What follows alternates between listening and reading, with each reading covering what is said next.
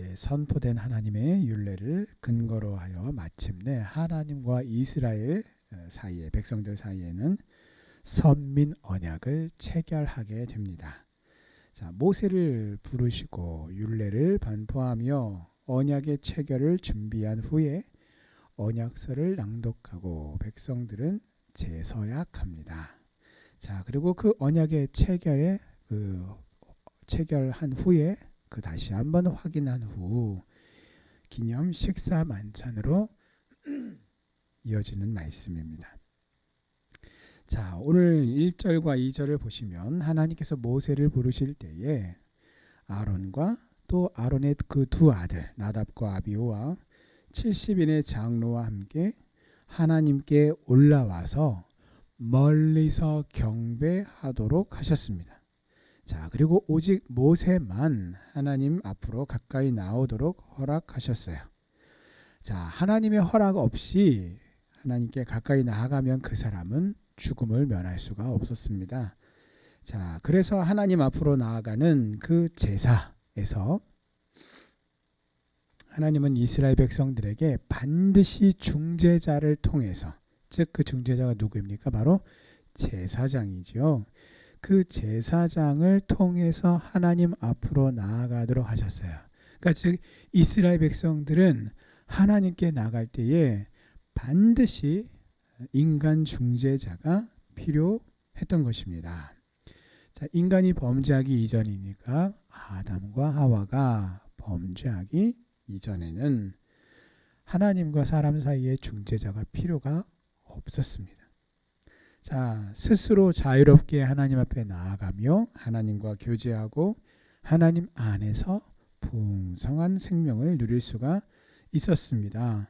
그러나 하나님 말씀에 불순종하여 범죄함으로 인간은 죄인이 되었고 더 이상 자유롭게 하나님 앞으로 나아갈 수가 없게 되었습니다.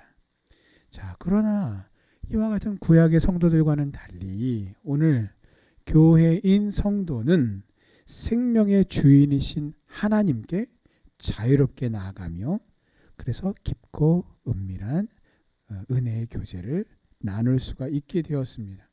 이 모든 것이 예수님의 구속하심의 은혜 덕분입니다.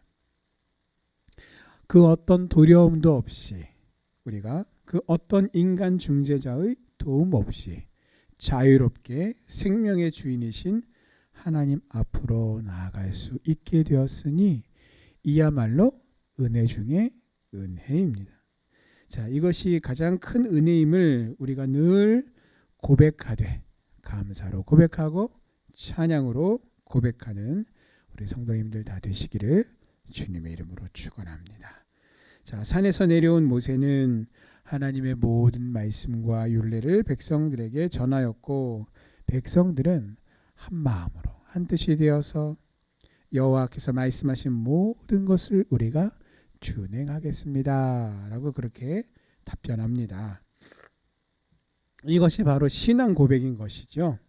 자, 이처럼 하나님은 우리의 순종을 통해서 하나님의 일들을 이루어 가십니다.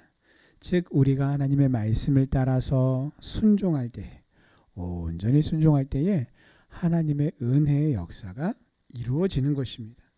자, 이처럼 하나님의 말씀을 받은 자, 또 하나님의 그 말씀을 받은 자의 올바른 태도가 바로 이 신앙의 고백인 것입니다. 자, 그러므로 우리는요, 내 현실의 문제와 하나님의 말씀 사이에서 머뭇거려서는 안 됩니다. 비록 그 요하는 순종이 나에게 고난을 요구한다 할지라도 하나님의 말씀에 우리는 온전히 순종해야 합니다. 자, 왜냐하면 그렇게 그 즉시로 온전히 순종하는 것만이 하나님께서 나를 통해서 일하도록 하시는 복된 일이기 때문입니다. 자, 오늘 4절 말씀을 보시면 자, 모세는 하나님의 이스라엘 백성들에게 주신 모든 말씀들을 기록했습니다. 산 아래에 제단을 쌓고 12지파대로 12기둥을 세웠다라고 하는 것은 하나님의 말씀을 잊지 않도록 한 것입니다. 자, 그러나 우리가 잘 아는 것처럼 이후에 이스라엘 백성들의 그 역사를 보면 얼마나 숱하게 하나님의 은혜를 망각하고 하나님의 말씀에 불순종하며 우상 숭배를 비롯해서 각종 범죄를 저질렀는지 몰라요. 그럼 대체 왜 그런 것일까요? 이렇게 이들이 다 같이 한마음 한뜻이 되었고 이구동성으로 우리가 하나님의 말씀에 모든 말씀을 다 준행하겠습니다. 이들이 진심이 아니었을까요? 아니에요. 진심이었을 것이에요. 그런데도 불구하고 왜 대체 이런 일이 벌어지는 것일까요? 오늘 우리도 하나님께서 우리에게 은혜를 주실 때에 내 마음 가운데 내가 이 하나님의 말씀대로 살아야지. 내가 이 하나님의 말씀대로 순종해야지. 내가 하나님 말씀 순종해서 나의 이 죄악된 습관들을 버려야지. 이렇게 우리가 거룩한 말씀을 좇아서 결단도 하고 또 그 말씀대로 순종하고자 우리가 노력하고 애를 쓴단 말이에요. 자, 그러나 그와 같은 결단과 또 은혜 받음이 무색하도록 우리가 또 이내 범죄하는 것을 시간이 지나고 나서 우리 자신을 돌아보면 또 우리가 범죄하였음을 우리가 또 고백하지 않을 수가 없게 되는 때가 있다라는 것입니다. 대체 왜 그런 것일까요? 자, 그것은 오늘 이 말씀처럼 하나님의 말씀을 기록하여서 문서로 만들었는지는 몰라도 하나님의 말씀을 내 마음판에 자기 마음판에 새기지 않았기 때문입니다. 자, 우리는 성도로서 하나님의 자녀로서 믿음의 백성으로서 하나님의 말씀을 내 마음판에 새기도록 합시다. 자, 그래서 내 모든 삶과 행동과 판단의 기준으로 하나님의 말씀을 기준 삼아 그 기준대로 실천하며 사시기를 바랍니다. 바로 그때에 하나님의 말씀이 내 마음 속에서 평안이 되고 또 세상의 위협과 두려움 속에서도 날 지켜주시는 하나님의 능력이 될 것입니다. 어두운 세상 속에서도 내가 함정에 빠지지 않고 의로운 길로 믿음의 길로 똑바르게 행하도록 내 발을 비추는 등이 되고 내 길을 비추는 빛이 되어주실 것입니다. 자, 오늘 9절에서 11절 말씀을 보면은 모세가 짐승의 피를 백성들에게 뿌린 후에 오늘 모세뿐만 아니라 아론도 또 나답과 아비후도 또 이스라엘 장로 70인들도 하나님의 산에 함께 올라가서 하나님을 직접 뵙고 먹고 마셨습니다.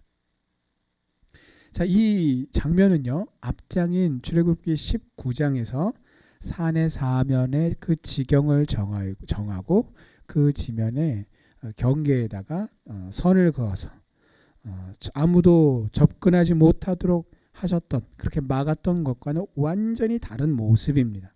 자, 또 오늘 24장 1절과 2절에서도 보면 모세만 여호와 하나님 앞으로 나오도록 하셨던 것과 완전히 정반대의 상황입니다. 하나님의 백성이 되는 언약을 체결한 후에는 어떻게 해요? 하나님을 직접 배웁고 그 앞에서 먹고 마시게 하신 겁니다. 자, 이것은 언약 당사자인 하나님과 이스라엘 간에 공동 식사를 하였던 당시 고대 근동의 관습을 따른 것으로서 이제 그 언약을 체결함으로써 하나님과 이스라엘 백성들 간의 교제가 회복이 되었다라는 것을 의미하는 그런 만찬이요 식사인 것입니다.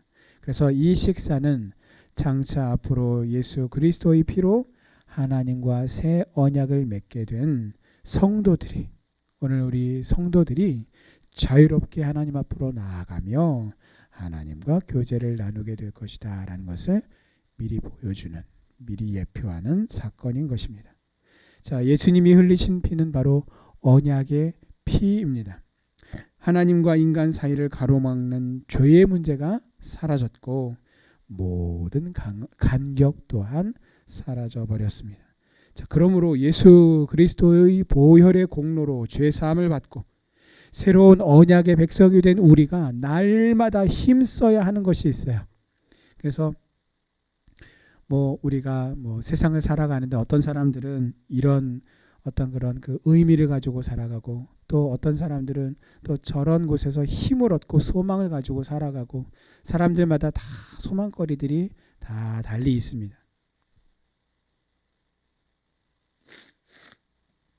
그러나 예수님의 보혈로 말미암아 구원을 받은 우리 믿음의 백성인 성도는요, 우리가 매일 힘쓰고 노력해야 될 일이 있으니, 그것은 바로 날마다 하나님을 인격적으로 알아가고 또 경험하고 교제하기를 힘쓰는 것입니다.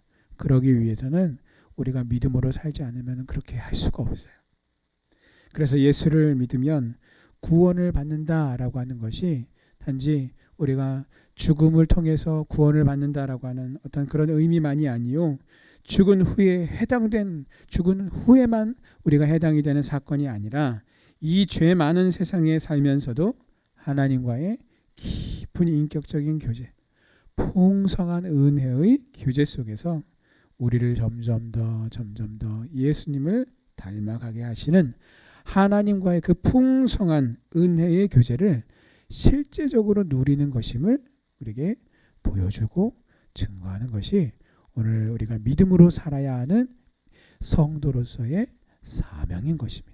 오늘도 이 말씀을 좇아서, 이 사명을 좇아서 하나님의 그 살아계심을 보여주고 증거하는 은혜의 풍성한 교제를 믿음으로 살아내는 우리 성도님들 다 되시기를 주님의 이름으로 축원합니다. 아멘. 기도하시겠습니다. 믿음으로 산다라고 하는 것은 하나님의 말씀을 우리 마음판에 새김으로 그 말씀대로 준행함으로써 하나님의 그 은혜를 우리가 날마다 경험하는 것이고 또 체험하는 것이며 증거하는 것입니다. 오늘 이 말씀 붙들고 함께 기도의 자리로 나가시겠습니다.